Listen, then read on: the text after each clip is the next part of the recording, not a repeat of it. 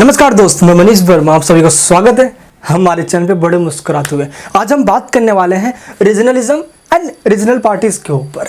इससे पहले की वीडियोस के अंदर हम नेशनल पार्टीज और रीजनल पार्टीज को ऑलरेडी डिस्क्राइब कर चुके हैं, लेकिन इस टॉपिक को यानी कि जब हम क्षेत्रवाद को जब हम पढ़ रहे हो तो उसमें क्षेत्रीय दलों की भूमिका बहुत ज़्यादा इंपॉर्टेंट है। इसलिए दोस्त हम क्षेत्रवाद और क्षेत्रीय दलों के साथ साथ इसको हम डिस्क्राइब करेंगे आज की इस क्लास के अंदर। ये टॉपिक दोस्त काफ़ी ज़्यादा इंपॉर्टेंट है, अगर सीबीएसई में हो या एनएस बोर्ड के अंदर हो, है ना, किसी कॉम्पिटिटिव एग्जाम्स की तैयारी कर रहे हो तो बहुत इंपॉर्टेंट टॉपिक है ये। क्लियर है? तो चलिए बात करते हैं पहले हम रीजनलिज्म की। ये क्षेत्रवाद का स्पेशल मतलब क्या होता है, देन हम आगे बढ़ेंगे। ठीक है, चलिए पहले जानते हैं क्षेत्रवाद का मतलब यानी कि रीजनलिज्म का मतलब क्या होता है। अगर दोस्त मैं आपको सिंपल एक वर्ड में बताऊं तो जिस क्षेत्र में आप रहते हो, यानी कि आपको देश से मतलब नहीं है, जिस क्षेत्र में आप रहते हो उस क्षेत्र के होने के नाते उस क्षेत्र पे आप रह रहे हो, है ना, तो उसके वजह से आपके अंदर की जो फीलिंग है, जो भावना है, वो देश और राज्य से पहले है। इसका मतलब ये हुआ, क्षेत्रवाद का मतलब होता है अपने क्षेत्र को ज़्यादा इंपॉर्टेंट देना एज कम्पेयर टू स्टेट और अपने कंट्री से। समझ में आ गया आपको?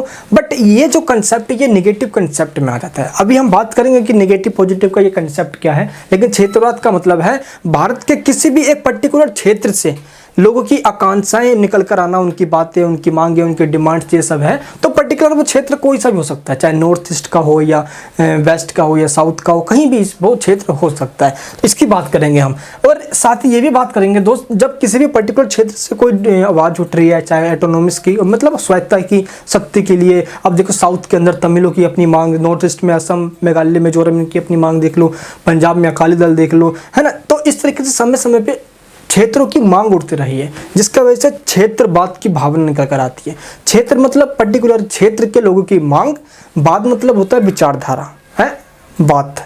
तो एक पर्टिकुलर क्षेत्र की मांग को ही हम क्षेत्रवाद के साथ डिनोट करते हैं। तो क्षेत्रवाद का मतलब क्या हुआ, किसी भी एक रीजन से, पर्टिकुलर रीजन से जो डिमांड्स उठकर आती है उसी को हम रीजनलिज्म के नाम से जानते हैं, यानी कि क्या कहते हैं उसको हम, रीजनलिज्म। क्लियर है? चलिए, तो क्षेत्रवाद का मतलब क्षेत्र से उठी हुई मांग। अब वो क्षेत्र कोई सी हो सकती है। इस क्लास के अंदर सभी आपके जो डाउट्स वगैरह हैं वो कंप्लीट हो जाएंगे। तो क्षेत्रवाद एंड हम बात करने वाले क्षेत्रीय दलों की। अब ये जो इनके पर्टिकुलर क्षेत्र से कोई डिमांड जो उठ रही है, ये डिमांड लोग तो उठाते ही हैं, साथ ही दोस्त जो उन लोगों की डिमांड है उसको उठाने का काम करते हैं उस क्षेत्र के पॉलिटिकल पार्टीज। इसलिए हम उसको रीजनल पार्टीज कहते हैं, क्योंकि ये पार्टी, ये जो पॉलिटिकल पार्टीज है, इन पॉलिटिकल पार्टीज का जो दबदबा है ना, वो किसी पर्टिकुलर विशेष क्षेत्रों तक सीमित रहता है। उन्हीं क्षेत्रों की मांगों को ये उठाते हुए, इसलिए इनको हम क्षेत्रीय दल के नाम से जानते हैं। क्लियर दोस्त? चलिए अब हम बात करते हैं क्षेत्रवाद और क्षेत्रीय दल, यानी कि जो regionalism and regional political parties हमारी, इनकी बात करेंगे। सबसे पहले मैं आपको डिफाइन करूंगा यहाँ पे क्षेत्रवाद जो है इसका कंसेप्ट क्या है, ठीक है, ताकि आपको ये टॉपिक अच्छे से समझ में आ जाए। देखिए दोस्त, ये क्षेत्रवाद यहाँ पे हम देख रहे हैं, इसको इंग्लिश में कहते हैं रीजनलिज्म, है किसी भी पर्टिकुलर रीजन से उठी गई मांग। ये तो आपको समझ में आ चुका है। अब होता यह है कि क्षेत्रवाद की डेफिनेशन को हमने दो प्रकार से बांट दिया, यानी कि इसके टू टाइप्स के डेफिनेशन निकल कर आते हैं। जो पहला निकल कर आता है उसको कहा जाता है दोस्तों नेगेटिव। नेगेटिव मतलब होता है नकारात्मक। नकारात्मक अगर हम रूप में डेफिनेशन देखें क्षेत्रवाद की, तो इसका मतलब होता है जब किसी भी एक पर्टिकुलर, किसी भी विशेष क्षेत्र के लोग अपने क्षेत्र को राज्य, जिस राज्य में वो रह रहे हैं उस राज्य से प्लस भारत यानी कि अपने देश से भी ज़्यादा इंपॉर्टेंट दे। समझ में आ गया आप सभी को? तो ये एक नेगेटिव कंसेप्ट है, जब लोग अपने क्षेत्र को स्टेट से भी और देश से भी अपने क्षेत्रों को ज़्यादा इंपॉर्टेंट दे। क्लियर है? समझ में आ गया आप सभी को? चलिए अब बात करते हैं तो पॉजिटिव कंसेप्ट क्या है रीजनलिज्म का। जब पॉजिटिव की बात करते हैं हम, तो दोस्त जब बात लोग सब एक जगह पे, जिस क्षेत्र में वो रह रहे हैं उस क्षेत्र में लोग मिलकर रहे, उनके अंदर अपनत्व की भावना हो, भाईचारे की भावना हो, फर्टर्निटी हो, है ना, एंड उनके कल्चर्स, कल्चर, कॉमन ट्रेडिशन और लैंग्वेज, इन सबके साथ वो बंध के रहे हो और भाईचारे की भावना हो, तो ये सिंपल हमारा पॉजिटिव में आ जाता है। लेकिन नेगेटिव में क्या है, ये स्टेट और कंट्री से भी अपने रीजन को काफ़ी इंपॉर्टेंट मान रहे हैं। लेकिन दोस्त इनके साथ ऐसा नहीं, ये बोलते हैं कि नहीं, जिस हम रीजन में रह रहे हैं आपस में हम जो लोग हैं, देश है तो हमें है, ठीक है। तो ये एक अलग कंसेप्ट है, ये अलग कंसेप्ट है। लेकिन दोस्त मैं इंडिया की बात करूँ तो ऐसे सभी देशों के अंदर ये दोनों कंसेप्ट पाया जाता है, लेकिन मैं इंडिया की बात करूँ तो दोस्त इंडिया में ये वाला कंसेप्ट पाया जाता है। कौन सा? भारत में नकारात्मक वाला जो है ना, ये विचार, ये वाला, क्योंकि पर्टिकुलर किसी भी क्षेत्र के लोग अपने क्षेत्र की इंपॉर्टेंस को स्टेट और भारत से भी ज़्यादा इंपॉर्टेंट मानते हैं। इसलिए दोस्त कुछ समस्याएं भारत में निकल कर आई, कुछ प्रॉब्लम क्रिएट हुई, जिसकी आज हम बात करने वाले हैं।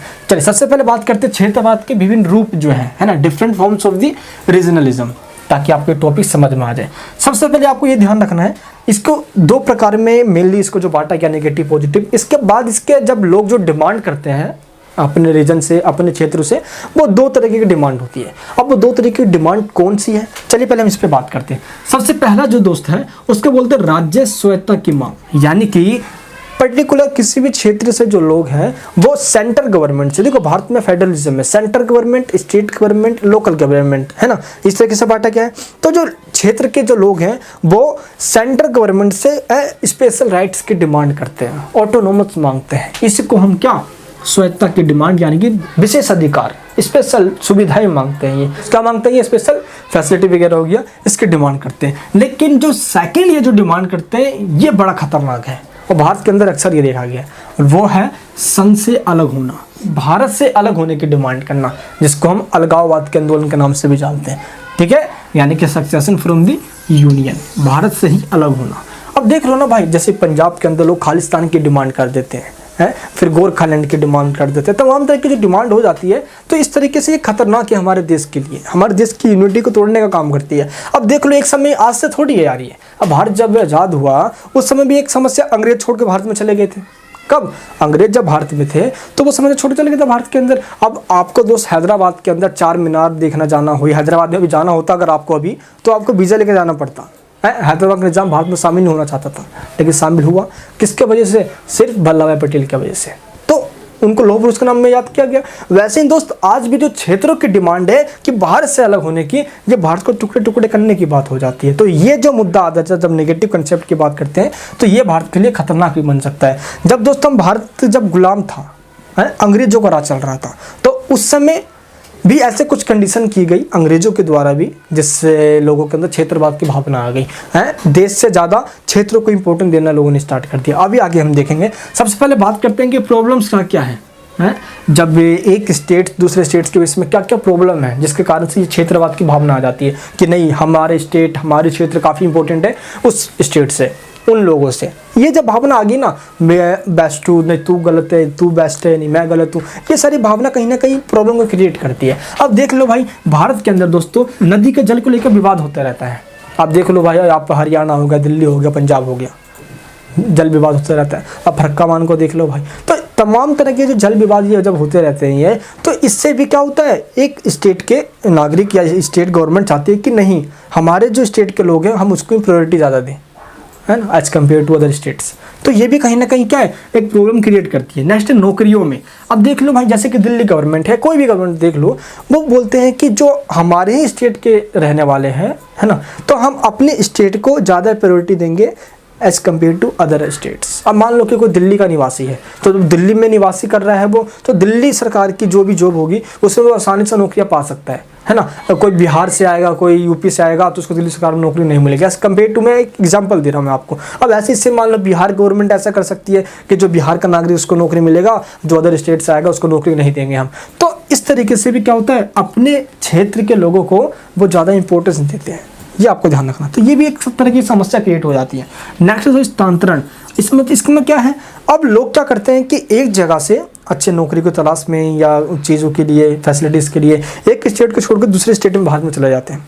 जा भी सकते हैं भाई, इंडियन स्टेट तो है वो, और हमारे संविधान हमें राइट देता है। अब जैसे देख लो कि कर्नाटका के लोग आंध्र प्रदेश में चले जाते हैं नौकरी वगैरह के लिए, इन सब चीज़ों के लिए ट्रांसफ़र शिफ्ट हो जाते हैं। तो आंध्र प्रदेश के गवर्नमेंट और कर्नाटका के बीच हमेशा तनातनी रहती है, अनबन होती रहती है, डिस्प्यूट्स होते रहते हैं आपस में।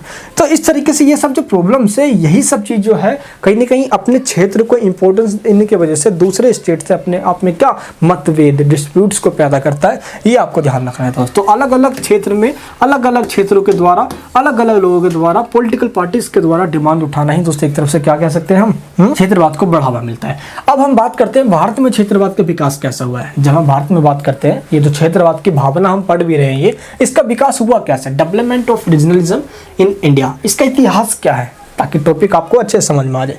सबसे पहले हम ये जानते हैं कि ब्रिटिश शासन जब भारत में हुआ करता था, तो दोस्त ब्रिटिश ने भी एक ऐसे पर्टिकुलर क्षेत्र को ज़्यादा इंपॉर्टेंस दिया एज कम्पेयर टू दूसरे से। अब उन्होंने पता लोगों के मन में ये भावना डालने स्टार्ट कर दिया, अंग्रेजों ने भी, ये क्षेत्र के लोग काफ़ी ज़्यादा अच्छे हैं, ये बहुत अच्छे हैं, और अगला भाई नाराज।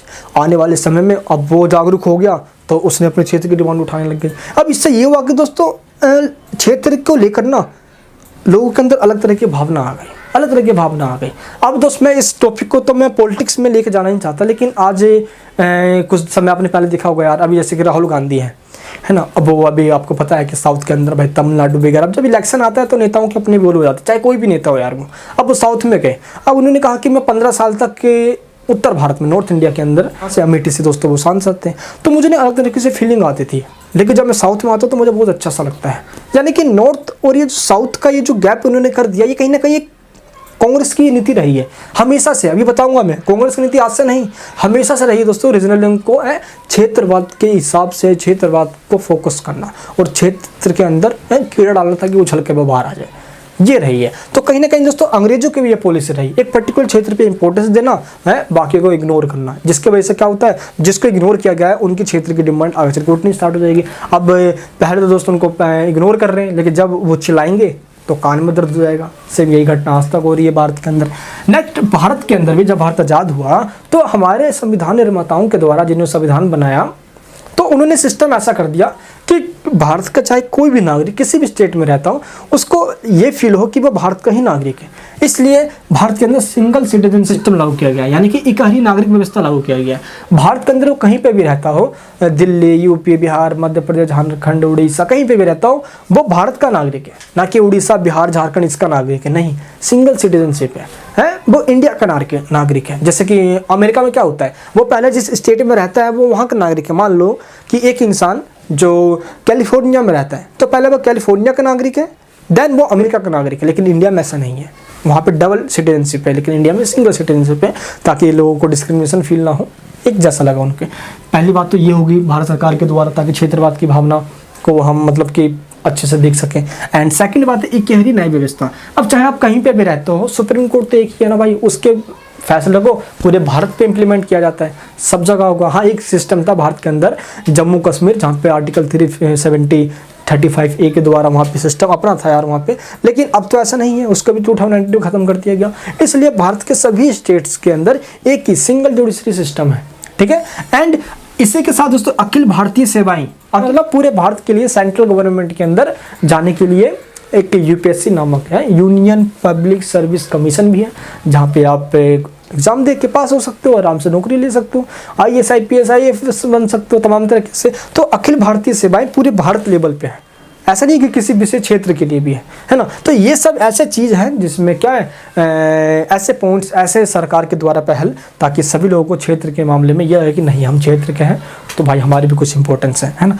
नेक्स्ट दोस्त, एक सबसे बड़ी इंपॉर्टेंट पॉइंट वो है सांस्कृतिक क्षेत्रवाद। सांस्कृतिक क्षेत्रवाद की हम बात करते हैं तो यहाँ पे बात आती है कि किसी भी पर्टिकुलर क्षेत्र के अंदर लोगों की अपनी संस्कृति, एक विशेष संस्कृति होती है उनकी, एक स्पेशल कल्चर है उनकी, उसके वजह से भी वो और लोगों से बिल्कुल अलग दिखते हैं। अब जैसे कि आदिवासी हम ट्राइबल्स देख लो भाई, शेड्यूल ट्राइबल्स हो गए, अंडमान निकोबार के लोग देख लो, तो दिक्कत यह है कि दोस्त उनको भी हम इग्नोर नहीं कर सकते। समय समय पर नॉर्थ ईस्ट में देख लो, उनकी डिमांड उठते रहती है, मेघालय, असम, अरुणाचल प्रदेश, मिजोफ्रंट वगैरह, तो इन सब की डिमांड उठती रहती है। जरूरत आज ये है कि भारत डाइवर्सिटी वाला कंट्री है, यहाँ पे विविधता है, लेकिन इस विविधता के बाद भी अनेकता में एकता है। ये भारत की परिचय पूरी दुनिया के अंदर है, इसलिए भारत की दुनिया सराहना भी करती है।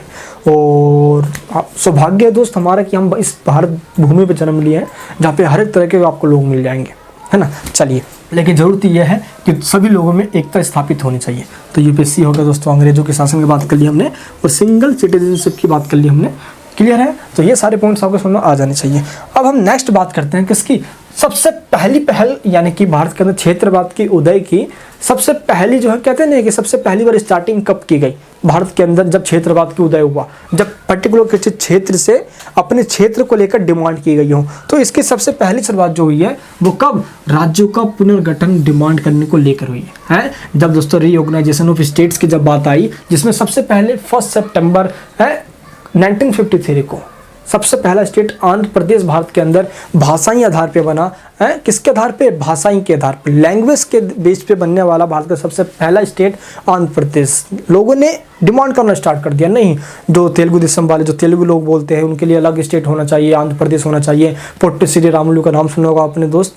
अनशन करते करते हैं, हड़ताल करते करते उनकी डेथ हो गई। एंड में जाके ये डिमांड मानना पड़ा और भारत में सबसे पहला स्टेट जो लैंग्वेज के बेस पे बना वो आंध्र प्रदेश बन भी गया। तो कहीं ना कहीं यहाँ से बनने स्टार्ट होने के बाद फिर आगे चल के दोस्त महाराष्ट्र से फिर गुजरात बना, फिर पंजाब, फिर आगे चल के बनने लग गए सारे लैंग्वेज के बेसिस पे। ये आपको ध्यान रखना, ठीक है। तो सबसे पहले जो स्टार्टिंग भारत के अंदर क्षेत्रवाद यानी कि रीजनलिज्म की, वो किससे? इस रीऑर्गेनाइजेशन की जो प्रोसेस है इससे स्टार्ट होती है। नेक्स्ट है दोस्त तमिलनाडु। देखो तमिलनाडु की अपनी कहानी है, जैसे कि नॉर्थ और साउथ को हमेशा से किसमें डिस्क्रिमिनेशन में देखा जाता है। जब दोस्तों हम बात करते हैं तो पूरा भारत, मान लो कि दोस्तों आपका ये पूरा साउथ का इलाका है, मतलब कि दक्षिण भारत है। अब ये आपका पूरा नॉर्थ हो गया, तो साउथ वाले भी अपने अकॉर्डिंग कहीं ना कहीं दोस्तों इनके प्रति और इनको इनके प्रति कभी कभार ऐसे कुछ भावनाएं इतिहास में दिखी गई है। हमेशा समय समय पे ऐसी भावनाएं आ जाती है। अब देख लो जब भारत आज़ाद हुआ तो लैंग्वेज के मामले में बहुत बड़ी दिक्कत आ गई थी। जब हिंदी की बात आई तो तमिलों को ये लगा, यानी कि साउथ इंडिया को ये लगा कि नहीं भाई, ऐसे अगर हिंदी लैंग्वेज बन जाती है भारत की राष्ट्रभाषा तो नॉर्थ इंडिया का पूरे इंडिया के ऊपर दबदबा हो जाएगा, साउथ इंडिया पे भी दबदबा हो जाएगा। इसलिए भाषा की लैंग्वेज आपको पता है कि ना तांडव हुआ भारत के अंदर। फिर जाके इंग्लिश को 15 वर्ष के लिए क्या हुआ, इंग्लिश को एक ऑफिशियल लैंग्वेज में इंप्लीमेंट कर देगा 15 सालों के लिए, एंड हिंदी को राजभाषा बना देगा और सभी स्टेट को अपने रीजनल लैंग्वेज में काम करने की छूट दे दी गई। तो इस तरीके से मामले को सब रफा दफा करके बिल्कुल साफ किया गया, ताकि भाई हर क्षेत्र को भारत में देखना पड़ेगा। सभी तरह के लोग हैं और सभी तरह के लोगों की सोच, बोलचाल, लैंग्वेज, कल्चर सब कुछ अलग है। इसलिए जरूरी यह है कि अनेकता में एकता होना बहुत जरूरी है भारत में। तो इस तरीके से देखेंगे तो तमिलनाडु के अंदर डीएमके, द्रविड़ मुनेत्र कड़गम है, डीएमके 1960 के अंदर दोस्त इसने तमिलनाडु के अंदर अपनी डिमांड उठाना स्टार्ट कर दी है अलग तरीके से। बस तमिलनाडु के अंदर तमिल भाषा होगी, ये सब होगी, तो अपने कल्चर के अकॉर्डिंग इनकी अपनी डिमांड रही। लैंग्वेज को लेकर तमाम तरीके से दिक्कत जो है वो साउथ वालों को हमेशा रही है, ये आपको ध्यान रखना है। और इसी वजह दोस्त ये हुआ कि पूरे भारत के अंदर तो जो है ना, ये जो आपका साउथ वाला पार्ट है हमेशा लिमिटेशन पे इसका ध्यान दिया गया है ना, ये आपको ध्यान रखना है। नेक्स्ट क्या है, एंड और दोस्तों हम बात करेंगे तो जम्मू एंड कश्मीर को देख लो। ऐसे कुछ पॉलिटिकल पार्टी सब नई नई उभर कर आ रही है, जनरल बेस पे है। जैसे जम्मू कश्मीर में नेशनल कॉन्फ्रेंस देख लो, शेख अब्दुल्ला की party, and Indian national Congress. इसने स्टार्टिंग से ही, जैसे जब भारत आज़ाद हुआ था दोस्त, इसने कुछ नरम अपना रुख अपनाया। नरम रुख मतलब क्या हुआ, जैसे कि कुछ क्षेत्रों को जब क्षेत्रवाद के अकॉर्डिंग जब वो अपनी डिमांड कर रहे तो कांग्रेस ने कोई एक्शन नहीं लिया, अरे बस ऐसे ही बस चल रहा है। तो कांग्रेस के इसी पॉलिसी की वजह से भारत के तमाम क्षेत्रों से क्षेत्रवाद की मांग उठने लग गई। अब देखो मैंने अभी आपको एग्जांपल दिया कि राहुल गांधी वहाँ पे गए, मैं दोस्तों पर्सनल ओपिनियन है ये कि वो गए वहाँ पे, उन्होंने ये कहा कि जब साउथ में आता हूँ तो मुझे बहुत अच्छा लगता है, नॉर्थ में था मुझे अजीब सा लगता था। तो ये साउथ और नॉर्थ को बांटने वाली बात है। तो कांग्रेस की दोस्तों ये पॉलिसी रही है। कोई कांग्रेस सपोर्टर तो प्लीज़ मुझे माफ़ करना भाई, मैं किसी अपोज में कोई पोजीशन में या ये सब मैं ये सब नहीं बोलता, हम टीचर लोग यार, हमें क्या मतलब पॉलिटिक्स से। बट मैं आपको इतना बता रहा हूँ कि कांग्रेस का जो नरम रुख रहा ना इसके प्रति, इसने क्षेत्रवाद को उदय होने में काफ़ी ज़्यादा, यानी कहते नहीं है कि आग में घी डालने का काम कहीं ना कहीं कांग्रेस ने भी किया है ना दोस्त। कहते नहीं है कि जब घर में दीमक लग रहा हो तो पहले ठीक कर लो, क्योंकि वो दीमक कहीं ना कहीं आप कोई उस दीमक के शिकार ना हो जाओ। और दोस्त कांग्रेस की इसी वजह से भारत को भी झेलना पड़ा। अब हम बात करते हैं क्षेत्रवाद की वृद्धि के कारण भारत में ऐसे कौन कौन से कॉजेस हैं, मेन कॉजेस कौन से हैं जिसके कारण से जो रीजनलिज्म है उसका इंडिया में ग्रोथ हुआ, ऐसे कौन से पॉइंट्स हैं, अभी हम दोस्त बात करते हैं इसके ऊपर। सबसे पहले आपको ध्यान रखना है सरकार का योगदान सबसे ज़्यादा इंपॉर्टेंट है। अब आपको पता है यार कि सरकार की भी कुछ गलती ऐसी रही है कि सरकार ने एक क्षेत्र को तो बहुत अच्छे से देखा, लेकिन कुछ क्षेत्रों को इग्नोर करते चले गए। नॉर्थ ईस्ट को देख लो, तभी जाकर अरुणाचल प्रदेश के अंदर ये सब उठना स्टार्ट हो गया। तो इसलिए सभी पे इक्वल है, समान तरीके से व्यवहार करने की देश की सरकार को जरूरत है, जो कि अब तक की भूल होती रही है कांग्रेस पार्टी से, क्योंकि दोस्तों उसी पार्टी का देश पे शासन रहा है, ये आपको ध्यान रखना है। एंड भाषा के बेस पे तमिलनाडु के अंदर, यानी कि लैंग्वेज के आधार पे दोस्त जब तमिलनाडु के अंदर ये रहा तो इसने भी कहीं ना कहीं क्षेत्रवाद की भावना को उदय में अपना रोल निभाया है। तो सरकार का योगदान रहा पहले में। दूसरा, भाषा की लैंग्वेज तमिलनाडु, ये ध्यान रखना है। इसी दोस्त अगर हम देखें आसाम की, किसकी, आसाम की, जिन्होंने विदेशी घुसपैठ के लिए क्या किया, अपने क्षेत्रवाद के अंदर असम गण परिषद आसू नाम सुना था आपने, किसका नाम? आसू, ऑल असम स्टूडेंट यूनियन के द्वारा तमाम तरीके की स्वच्छता के लिए, अलगाववाद के लिए बहुत तरीके से दोस्तों आंदोलन चलाया गया। तो ये तरफ से एक रीजनल वही तो चाहिए ताकि अपने क्षेत्र के लोगों को हम बचा सके, अपनी संस्कृति को बचा सके, ताकि बांग्लादेशी घुसपैठी बांग्लादेशी कहाँ पे? असम में आके ना बसे। तो वहाँ के लोगों ने भी आवाज़ उठाया है ना, जैसे कि तमिलनाडु के लोगों ने भाषाई को लेकर अपनी क्षेत्रवाद की आवाज़ उठाई, वैसे ही दोस्त आसाम के लोगों ने विदेशी घुसपैठियों को भगाने के लिए आवाज़ उठाई। तो ये क्षेत्रवाद की अपनी डिमांड, अपनी मांग रही है जो समय समय पे उठते रही है। ऐसे दोस्तों हम बात करते हैं तो समय समय पे क्षेत्रों की अवहेलना है ना। तो पहला पॉइंट क्या था? भाषा के लिए जब क्षेत्रों ने डिमांड करी तो क्षेत्रवाद की उदय हुआ है ना, रीजनलिज्म का उदय हुआ। एंड जब बात करते हैं विदेशी घुसपैठ को भगाने के लिए आसाम के अंदर, तो उस समय वहां से क्षेत्रवाद का उदय हुआ। ऐसे नॉर्थ ईस्ट जैसे कि अरुणाचल प्रदेश हो गया, मिजो नेशनल फ्रंट मिजोरम हो गया, इन सभी ने भी पता है क्या एक समय ऐसा था कि भारत से अलग होने के लिए अलगाववाद आंदोलन चलाया इन्होंने, पंजाब से वैसे ही है ना। तो इस तरीके से जब ये चलता है तो ये कह सकते हो कि राष्ट्रीय एकता पे आघात होती है, ये हमारे देश की जो यूनिटी है उसके लिए खतरा है ये। मान लो दोस्तों कोई सा भारत का स्टेट अलगाववाद के आड़ में आ जाए, यानी कि एक तरफ तो देखो विशेष अधिकार की डिमांड करते हो तो वहाँ तक तो ठीक है ना, हाँ उनके कल्चर्स अपनी, उनकी संस्कृति अपनी भाषा के लिए कोडिंग कर सकता है, लेकिन वो बोले भारत से ही अलग होना है तो ये कतई भी हम बर्दाश्त नहीं करेंगे, ये आपको ध्यान रखना, ठीक है। ऐसा ही दोस्त एक नेक्स्ट पॉइंट है हमारा जिसने क्षेत्रवाद को उदय होने में काफ़ी इंपॉर्टेंट रोल निभाया है, वो है क्षेत्र की अवहेलना। तो हम सेंट्रल गवर्नमेंट को यहाँ पे जिम्मेदार ठहराएंगे, क्योंकि पता है भारत के नॉर्थ ईस्ट जो स्टेट है हमारे हैं, असम, मेघालय, मिजोरम वगैरह, नागालैंड वगैरह, इन सभी स्टेट्स के ऊपर ना हमारी सेंट्रल गवर्नमेंट ने स्टार्टिंग से ही ध्यान इतना नहीं दिया है ना, जितना एज कम्पेयर टू जब हम नॉर्थ वगैरह की बात करते हैं, तो इसलिए वहाँ पे आज भी ज़्यादा उस तरीके से विकास नहीं हो पाया है। वैसे ही दोस्त बिहार वगैरह, झारखंड वगैरह के कुछ बात करते हैं, तो इस तरीके से जहाँ पे भी सरकार ने इग्नोर किया जिन क्षेत्रों को, उस क्षेत्रों से भी जाहिर सी बात है कि वो अपनी डिमांड उठाएंगे, इसी वजह से क्षेत्रवाद का उदय हुआ है ना। तो नेक्स्ट पॉइंट हमारा ये रहा। नेक्स्ट पॉइंट क्या है? अलग अलग स्टेट्स के द्वारा स्वायत्तता की मांग की गई, जिसको एटोनोमस कहा जाता है। इसका मतलब क्या होता है कि विशेष अधिकार अलग राज्यों से, यानी जो भी अन्य राज्य हैं, अलग जो अदर स्टेट्स हैं, उन स्टेट से मुझको ज़्यादा राइट्स चाहिए, उसको बोलते हैं स्वायत्तता है, विशेष अधिकार, स्पेशल राइट्स चाहिए मेरे को, उसके मुकाबले मेरे पर ज़्यादा पावर्स होनी चाहिए। अब ऐसे जैसे कि मान लो पंजाब हो गया, इधर आपका दोस्त महाराष्ट्र हो गया, मुंबई, एंड इसी तरीके से नॉर्थ ईस्ट के स्टेट देख लो, चाहे मिजोरम हो गया, नागालैंड हो गया, असम हो गया, मेघालय हो गया। अब ये क्या चाहते हैं कि नहीं स्पेशल राइट चाहिए हमें, तभी तो जाके दोस्त 1987 के अंदर राजीव गांधी और असम के बीच, यानी कि जो आंसू है उनके बीच में क्या हुआ, समझौता हुआ और मुद्दा थोड़ा शांत हुआ। लेकिन ये मुद्दा समय समय पे भारत में उठता रहता है। अब देख रहे हो किसान आंदोलन के बीच ऐसा कहा, आपने सुना है यार कि किस तरीके से कुछ खालिस्तानियों की डिमांड वाले लोगों ने खालिस्तान की डिमांड स्टार्ट कर दी है। दोस्तों लोग चाहते हैं कि पंजाब को एक अलग ही खालिस्तान, एक अलग देश बना दिया जाए। अब इस तरीके से कुछ ऐसे सामाजिक तत्व है। तो दोस्त इस तरीके से ये सब जो डिमांड होती है ये तो बिल्कुल गैर कानूनी तरीके से है, लेकिन कभी कभार क्या होता है कि एक क्षेत्र के लोग अपनी डिमांड के कारण अलगाववाद की डिमांड करने लग जाते हैं। अलगाववाद का मतलब होता है एक देश से अलग होना। तो जब भी अलग होने की बात आती है तो अलगाववाद आंदोलन चलाया जाता है, जैसे कि पंजाब ने चलाया, फिर आसाम, नागालैंड, अरुणाचल प्रदेश यहाँ पे भी चला। तो ये सब थोड़े लिए भारत के लिए खतरनाक थे, जहाँ पे क्षेत्रवाद का उदय तो हुआ, लेकिन एक्सट्रीम नेशनलिज्म, जब हम एक्सट्रीम रीजनलिज्म की बात कर रहे होते हैं, यानी कि एक्सट्रीम उग्रवादी हिंसा करेंगे, खून खराबे पे उतारू हो जाएंगे, तो इस तरीके का जो ये जो रीजनलिज्म है दोस्त, ये कहीं ना कहीं नेगेटिव में जाता है, ये आपको ध्यान रखना है, ठीक है। एंड हम बात करते हैं सत्ता पर कब्जा।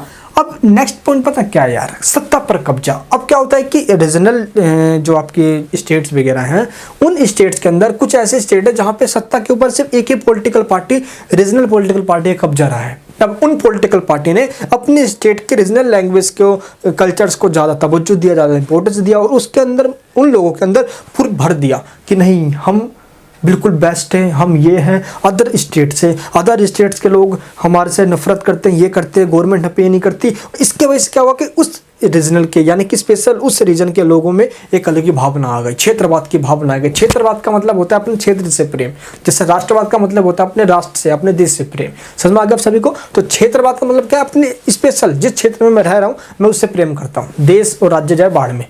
भारत के अंदर ये सिस्टम चलता रहा है, इसलिए दोस्त कहीं ना कहीं सत्ता पे कब्जा होने के लिए भी इस तरीके से ढोंग वगैरह कर दिए जाते हैं, नई क्षेत्रवाद को बढ़ावा दे दिया जाता है पॉलिटिकल पार्टीज के द्वारा, है ना। अब देख लो ना आप कहा डीएमके वगैरह देख लो साउथ के अंदर, उनके सिवा कोई पॉलिटिकल पार्टीज है वहाँ पे आज? कांग्रेस एक समय हुआ करती थी, खत्म हो गई, आज डीएमके देख लो या डीएमके देख लो, जयललिता के बाद भी वहाँ पे भाई तगड़ा सीन चल रहा है, आपको दिख ही है ना।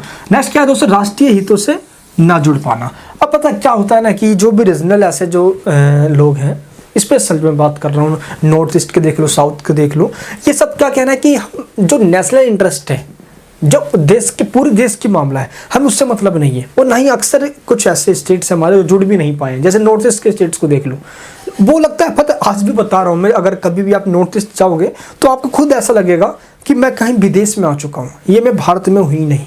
क्योंकि दोस्त पता है, देखो नॉर्थ ईस्ट के लोगों को भी अपना एक कल्चर है, अपना वेशभूषा है, खान पान, बोलचाल, रहन सहन का तरीका बिल्कुल अपना उनका अलग है। शेड्यूल ट्राइब्स के एरिया में भी वहीं पे आ जाते हैं, मिजोरम, त्रिपुरा हमारा है ना, ये सब एरिया हो जाता है। तो इनको ऐसा लगता है कि हम पूरे देश से ही अलग है। तो सरकार को ये चाहिए कि ऐसे रीजन्स को ये ना लगे कि वो भारत के और भी स्टेट जो हैं उनसे बिल्कुल अलग है।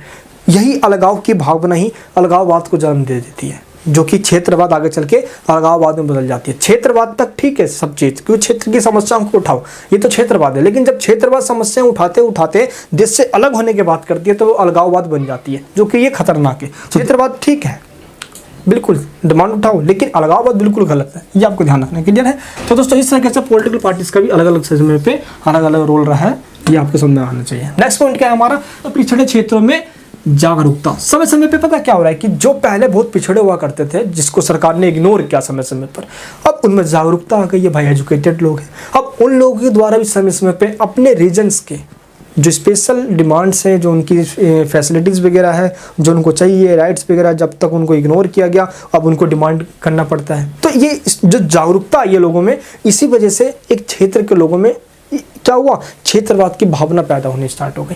ये आपको ध्यान रखना। तो ये सारे पॉइंट जो हम कवर कर रहे हैं, इन सभी पॉइंट्स की वजह से क्या हो रहा है, क्षेत्रवाद का उदय हो रहा है, राइज ऑफ रीजनलिज्म। ठीक है, एंड कोजेस की बात कर रहे हैं सारे पॉइंट। नेक्स्ट पॉइंट पे आते हैं दोस्त, पॉइंट क्या है हमारा, क्षेत्रीय दलों की भूमिका। अब ये पॉइंट्स काफी इंपॉर्टेंट है, बहुत ज्यादा, क्योंकि आपके घर में क्या हो रहा है ये आपके घर वाले बहुत बेहतर तरीके से जानते हैं, है ना। आस पड़ोस वाले जानेंगे और बाकी आपके घर में तो आप अच्छे तरीके से जानते हो। वैसे दोस्त किसी स्टेट्स के एक मान लो कोई स्पेशल रीजन है, उस स्टेट के रीजन के अंदर, उस स्टेट के अंदर पॉलिटिकल पार्टी उस स्टेट्स के अंदर ही है, उसका दबदबा उस स्टेट्स के अंदर, तो वो उस तरीके से उस स्टेट में जो भी एक्टिविटीज़ हो रही है उसको अच्छे से रेगुलेट कर सकती है, उसमें काफ़ी सा कंट्रीब्यूशन भी होता है। अब दोस्तों हम एग्जांपल लेते हैं किस तरीके से होता है। अब हम बात करते हैं, देखो भाई आगे चल के पंजाब के अंदर अकाली दल देख लो, है बहुत बड़ा रोल रहा है इसका। पंजाब के अंदर 1970-1980 के दौरान बहुत तगड़े आंदोलन चलते हैं। 1984 का जो सिख दंगा हुआ, अब देख लो भाई इसमें। तो इस तरीके से हम कह सकते हैं कि समय समय पे पॉलिटिकल पार्टीज के द्वारा ही एक क्षेत्रवाद को, रीजनलिज्म को बढ़ावा देने में बहुत बहुत बहुत अपना योगदान दिया जाता है। पंजाब के अंदर अकाली दल देख लो, असम के अंदर असम गण परिषद एक समय आसू देख लो, झारखंड के अंदर झारखंड मुक्ति मोर्चा देख लो, असम के अंदर असम गण परिषद, और इधर भाई आसू को भी देख लो, है ना। एंड जम्मू कश्मीर के अंदर नेशनल कॉन्फ्रेंस को देख लो, ये सब रीजनल पार्टीज़ हैं। अब दिल्ली में जाके आम आदमी पार्टी है ना। बिहार के अंदर आरजेडी भी है, ये सब रीजनल पार्टीज़ हैं। एंड जेडीयू भी देख लो, इस तरीके से पॉलिटिकल पार्टीज हैं।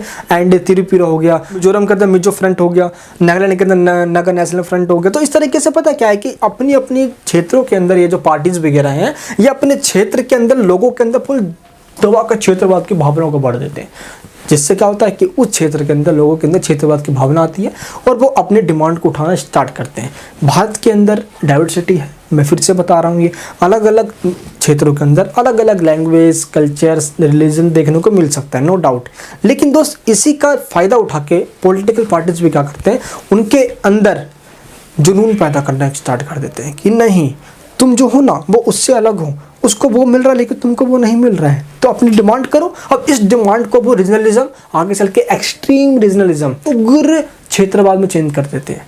जब तक क्षेत्रवाद है वहाँ तक ठीक है, लेकिन उग्र जब वर्ड आता है तो ये हिंसा पे उतार हो जाता है, मार काट, हिंसा करना, वायलेंस करने पे उतार हो जाता है। लेकिन देश के अंदर ऐसा नहीं होना चाहिए। तो इसमें एक बात बताना चाहता हूँ कि डेमोक्रेसी में, कोई भी लोकतंत्र कंट्री के अंदर अपने बातों को उठाना एक हमारे कॉन्स्टिट्यूशनल राइट्स होता है, जो कि हम सबके पास है। तो समय पे ये करना चाहिए, लेकिन हमें ऐसा कोई भी काम नहीं करना चाहिए, या ऐसा कोई भी हमें एक्टिविटीज़ में इन्वॉल्व नहीं होना चाहिए जो हमारे देश की यूनिटी, फर्टिनिटी और equality, liberty, fundamental rights, constitution के लिए, इन सभी के लिए खतरनाक हो। आई होप दोस्त मेरी बातों को समझ रहे होंगे। इसी के साथ दोस्त आज का हमारा ये टॉपिक खत्म होता है रीजनलिज्म का। आई होप आपको क्षेत्रवाद का मतलब क्या होता है, इसका राइज कैसा होता है, इसके मेन कोजेस क्या है, ये आपको समझ में आ चुका होगा। नेक्स्ट वीडियो नेक्स्ट पार्ट पे लेकर आऊँगा। बताऊंगा आपको कि असम में, नागालैंड, मिजोरम के अंदर, पंजाब के अंदर किस तरीके से क्षेत्रवाद की भावना काफ़ी उग्र हो गई थी। देखना चाहता हूँ नेक्स्ट वीडियो, तो चैनल पे नए हो तो सब्सक्राइब जरूर कर लेना। सीबीएसई में हो तो सब जगह शेयर करना है, उसके अंदर हो तो प्लीज़ कमेंट बॉक्स में बताना आज आपको ये क्लास कैसे लगी। ठीक है, नेक्स्ट वीडियो में मिलूंगा नेक्स्ट पार्ट लेकर। धन्यवाद आपका। जय हिंद, जय भारत।